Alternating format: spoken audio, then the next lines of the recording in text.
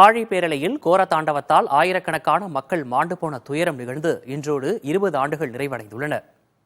தமிழ்நாடு முழுவதும் சுனாமி நினைவு தினம் அனுசரிக்கப்பட்டது.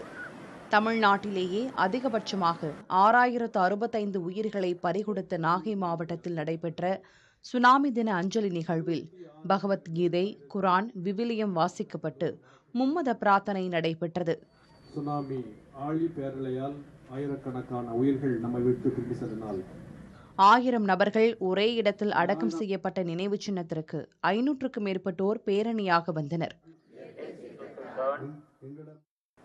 சுனாமி தினத்தை முன்னிட்டு நாகையில் 25 கிராமங்களைச் சேர்ந்த மீனவர்கள் இன்று கடலுக்கு செல்லவில்லை.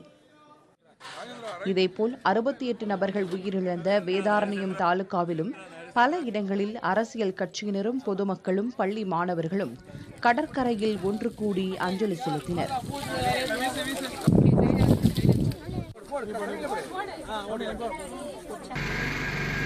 ஆயிரத்து 147 உயிர்களை கடலுக்கு கொடுத்த கன்னியாகுமரியில் சுனாமி நினைவு தினத்தை முன்னிட்டு பல்வேறு பகுதிகளில் அமைதி ஊர்வலம் நடைபெற்றது.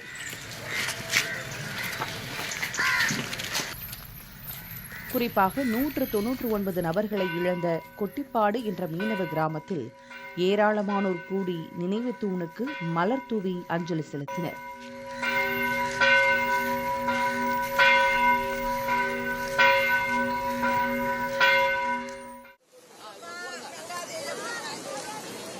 கடலூர் மாவட்டத்தின் அனைத்து மீனவ கிராமங்களிலும் மீனவர்கள் கடலுக்கு செல்லாமல் நினைவஞ்சலி செலுத்தினர்.